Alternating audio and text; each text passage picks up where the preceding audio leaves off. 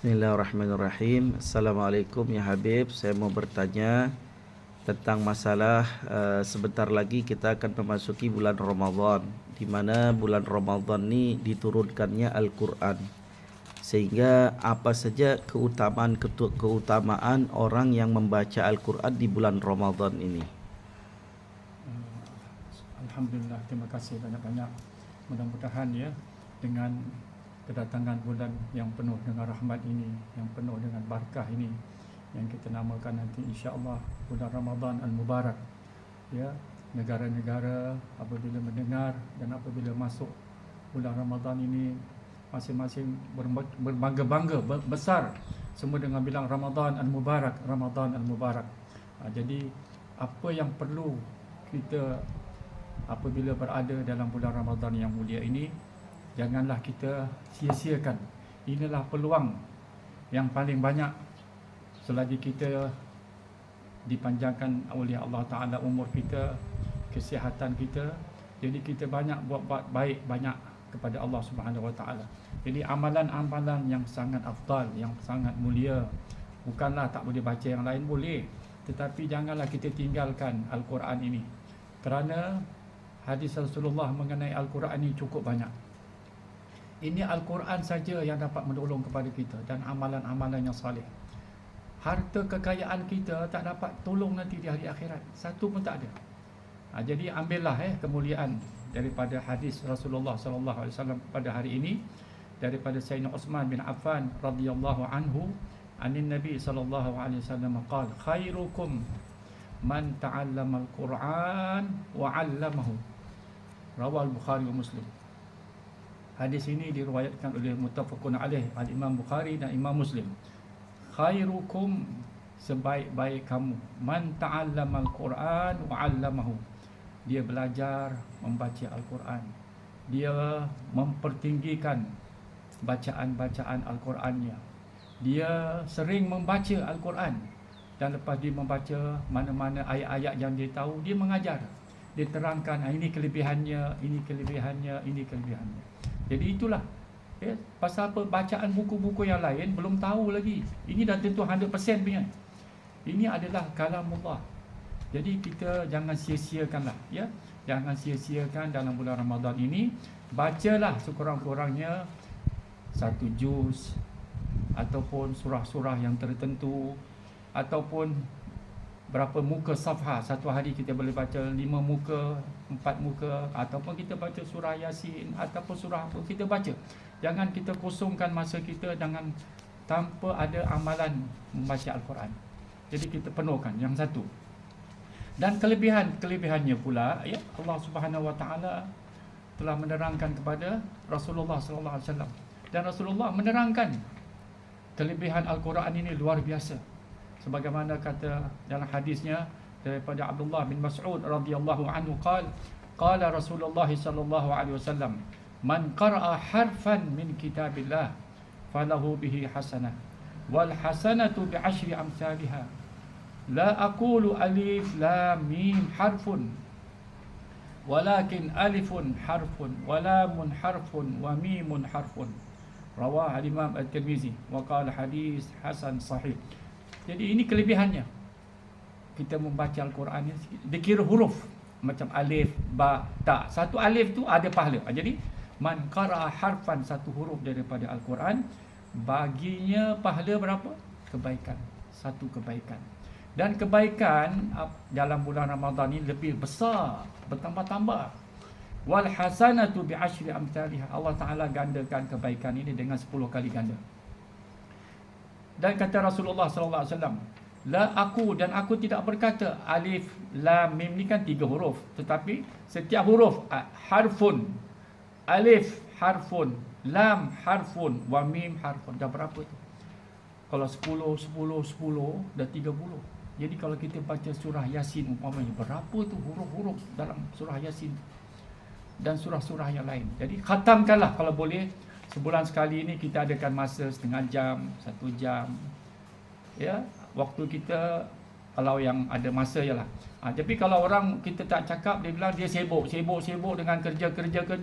Jadi satu Quran pun tak ada baca, itu yang menjadi sia-sia lah ya. Yang kedua, apakah amalan dan afdal bagi umat Nabi Muhammad SAW? Begitu juga Rasulullah menerangkan, afdalu ibadati ummati qiraatul Quran. Semulia-mulia ibadat umat aku ialah membaca Al-Quran. Dan hadis yang lain Rasulullah mengatakan dalam hadisnya, khairud dawa Al-Quran. Sekarang kan kita lihat sana sini, orang sakit sana, orang sakit sini, macam-macam sakit. Cuba kita yakin betul-betul kita ambil apa surah-surah, ya, apa juga surah Yasin ataupun Fatihah. Banyak petua-petua sekarang mengajar orang tu sedang sakit ini, macam-macam sakit. Kita obatilah sakit itu, ya, dengan baca Quran. Kita ambillah Fatihah ke 7 kali, baca yakinkan dengan Al-Fatihah, ataupun kita baca Qul Huwallahu Ahad 3 kali, Qul A'udzu Falaq 3 kali, Qul A'udzu Birabbin Nas 3 kali. Jadikan, ya Allah, jadikanlah penawarmu daripada Al-Quran yang aku sedang sakit ini. Kita usaha. Dan begitu juga apabila kita sakit, ya, jangan kita rasa risaulah. Kita minta kepada Allah Subhanahu Wa Taala. Kita minta kepada Allah. Tuhan yang menentukan. Sebab itulah, ya, jangan kita berputus asa. Mohonlah pertolongan banyak-banyak kepada Allah Subhanahu Wa Taala melalui membaca Al-Quran. Jadi hadis yang lain lagi, Rasulullah sallallahu alaihi wasallam, alaika bi dzikrillah wa tilawatul Quran. Di sini Rasulullah bezakan. Bacalah ke atas kamu zikrullah. Kita baca la ilaha illallah. Wirid kita jadikan wirid. La ilaha illallah, la ilaha illallah Muhammadur Rasulullah. Kita membaca lagi apa? Allah. Kalimah Allah, nama Allah kita baca. Allah. Baca 100 kali ke apa. Mudah-mudahan, ya, kita boleh menjadi penawar segala penyakit kita. Kita baca nama-nama Allah, asma Allah al-husna. Kita sabar, kita minta, insya-Allah. Wa tilawatul Quran. Ya, alaika bi dzikrillah wa tilawatul Quran. Fa innahu nurun fil ard wa dzikrun laka fis sama'.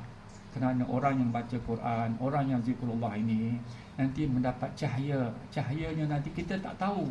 Ini cahaya. Orang yang nampak muka kita, mukanya bersih betul ini orang. Kita tak tahu. Nur fil ard. Nanti dia akan mendapat cahaya di bumi. Dan wa zikrul laka fis sama'. Nanti para malaikat di langit menyebut-jebut dia. Ini orang ahli zikir. Ini orang ahli membaca Al-Quran. Malaikat-malaikat merasa bangga dengan orang-orang yang suka zikrullah dan orang yang suka membaca Al-Quran. Jadi jangan sia-siakanlah. Inilah masa yang peluang seseorang itu apabila dia membaca Quran, bersungguh-sungguhlah, ya. Kalau boleh tepikan handphone semua dulu. Ataupun orang yang ahli nak berbual, kita bilang tolong jangan berbual dulu.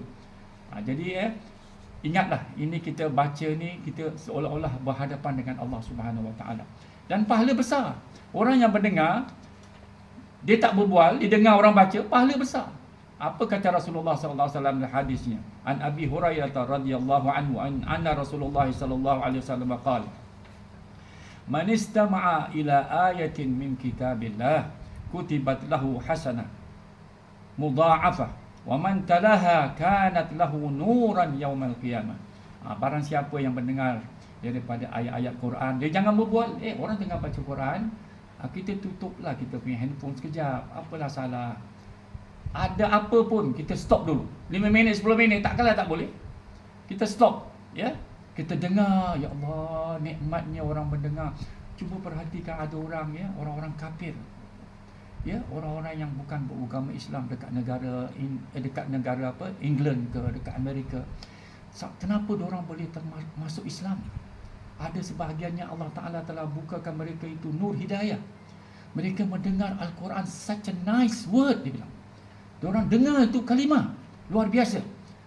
Jadi orang yang mendengar ini, dia pergi pahala apa? Kutibat lahu hasanah mudha'af. Dia akan ditulis oleh Allah Ta'ala kebaikan yang berganda-ganda. Wa man talaha, dan orang-orang yang membacanya, baginya nanti kanat lahu nuran yaumal qiyamah. Dia akan mendapat cahaya di hari akhirat. Kita mahukan cahaya di hari akhirat ni apa? Jadi kita dapat cahaya pertolongan Allah Subhanahu Wa Taala. Mudah, bukan hari akhirat, bukan senang. Hari akhirat bukan 1 hari, bukan 10 hari, bukan 100 hari, lama. Ya, macam-macam kita akan berhadapan. Selepas itu barulah kita dapat masuk dalam syurga. Begitu jugalah ya. Allah Taala telah memberi kepada Rasulullah sallallahu alaihi wasallam satu Al-Quran ini, satu hadiah daripada Allah Subhanahu Wa Taala sebagai mukjizat Rasulullah sallallahu alaihi wasallam. Jadi Rasulullah sayangkan umatnya ini, diberitahu Rasulullah dalam hadisnya, katanya, an Abi Umamah radhiyallahu anhu qala sami'tu Rasulullah sallallahu alaihi wasallam yaqul iqra'ul Qur'an fa innahu ya'ti yaumal qiyamati syafi'an li ashabihi. Rawah al-Imam Muslim. Bacalah Al-Quran ya. Iqra'ul Qur'an, baca Al-Quran. Nanti di hari akhirat ya akan mendapat syafaat bagi orang-orang yang membaca.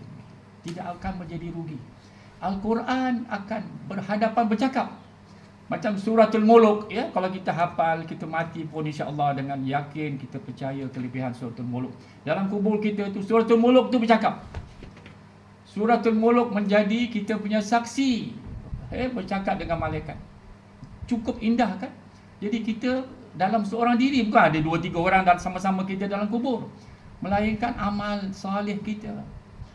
Jadi kalau malaikat pula ada ayat-ayat Quran pula mendoakan lagi, lebih lagi kita mendapat pertolongan Allah Subhanahu Wa Taala.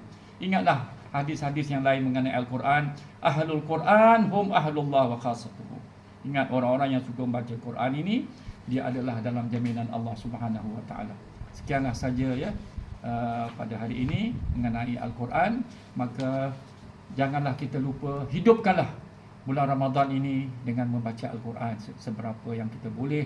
Walaupun kita sibuk dengan pekerjaan kita, adakanlah 10 minit ke, setengah jam ke, untuk mendapat pahala dan mendapat keridhaan Allah Subhanahu Wa Taala.